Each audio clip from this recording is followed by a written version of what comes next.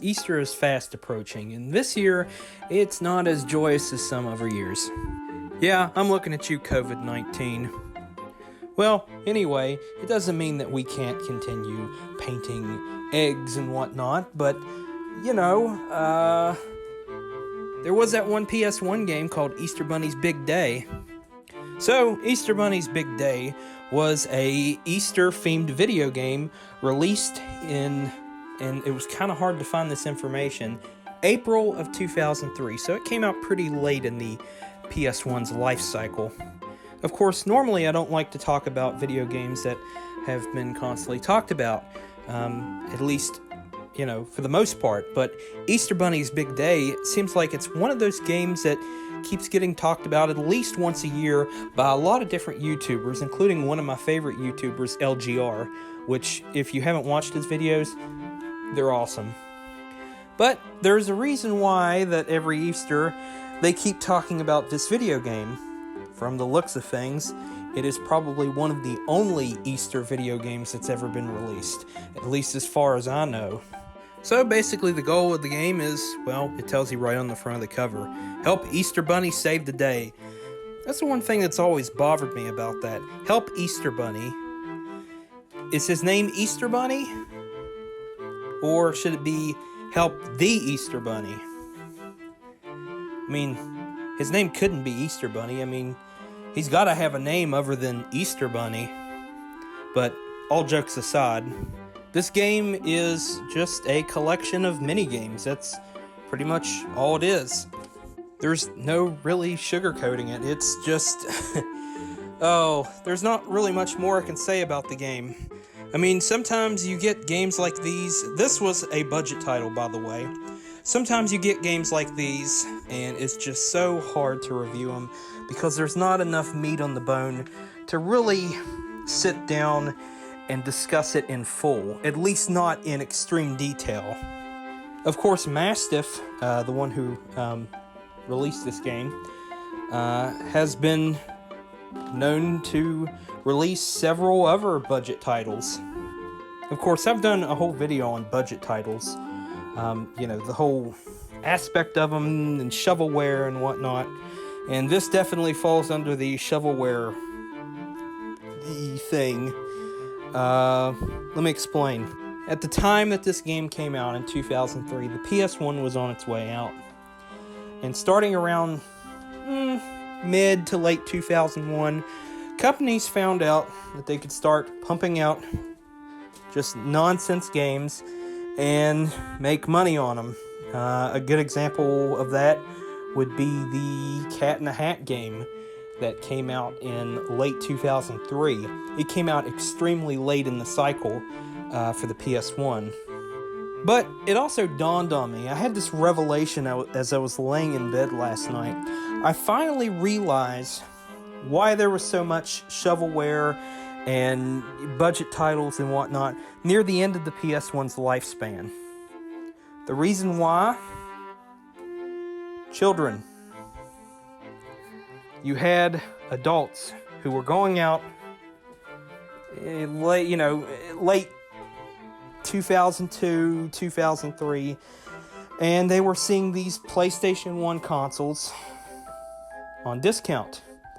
I forget what they were. I believe when they relaunched it in 2000, the new redesign, it was like $99. So by 2003, they were probably like $79 a piece or something, which was relatively cheaper than what a PS2 or a GameCube was going for at the time. So parents were buying these up, and they'd see these budget titles, $9.99, $19.99, $29.99, and they were buying them for their kids.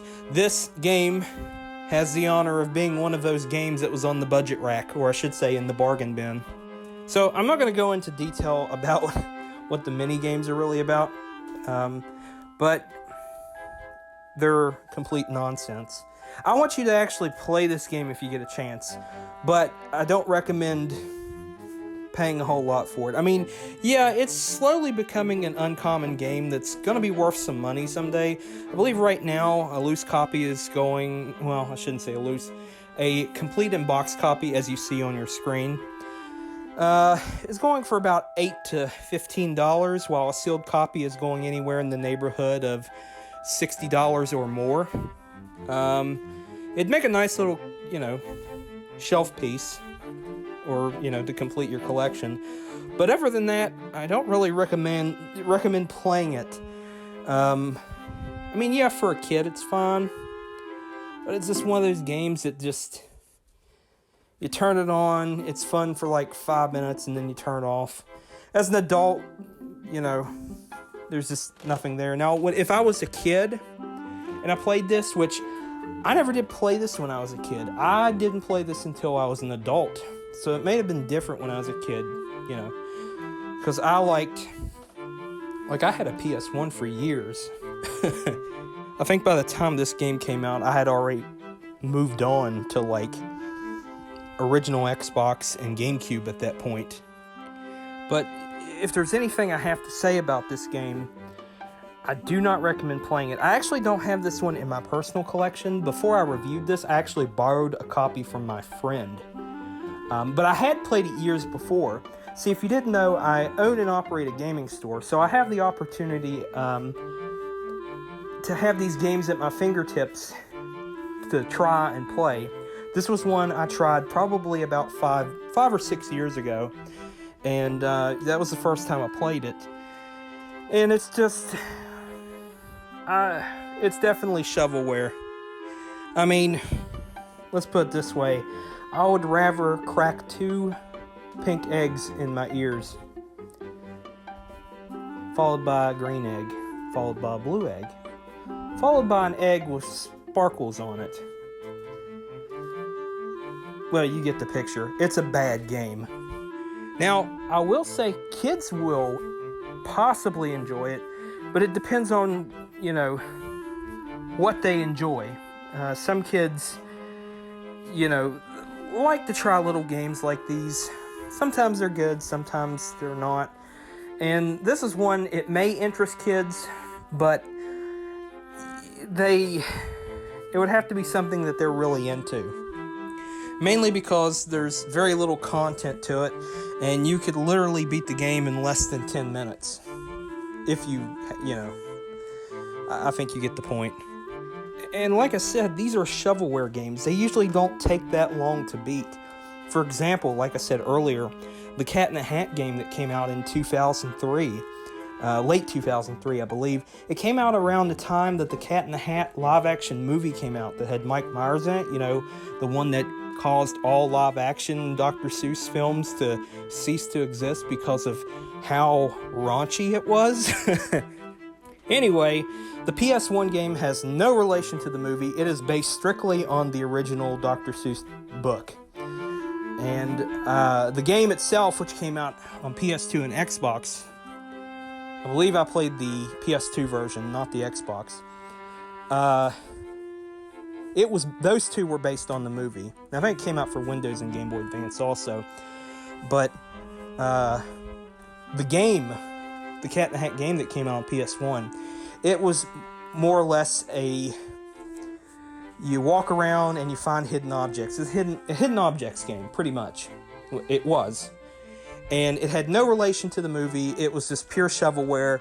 Went out on the shelf. I believe $19.99 is what it retailed for, brand new. And you can beat the whole game in if you're really fast, about 15 to 20 minutes. I think when I played it last time, it took me 30 minutes to beat it, the whole thing. But my point is, it's shovelware. And just like Easter Bunny's Big Day, it is shovelware too. It was just more or less out there to capitalize on something, just like the Cat in the Hat game was. It was meant to capitalize on the new movie, as Easter Bunny's Big Day was meant to capitalize on the whole Easter season. Or I guess you could say holiday. Technically, Easter can be a season if you count whatever month it falls in. Like if it falls in March, that's Easter season. If it falls in April, that's Easter season. Or spring in general is Easter season. Now, enough about Easter. It's giving me a headache. My final rating on this, out of 5 stars, it's a 1. I'm not going to go into detail. This is just... It's poor excuse for a game. I don't know. Whoever made this, they shouldn't have went to college. They just no. If you made this game, I am sorry. Or if you worked on this game, I am very, very sorry for that opinion. It's I am very sorry.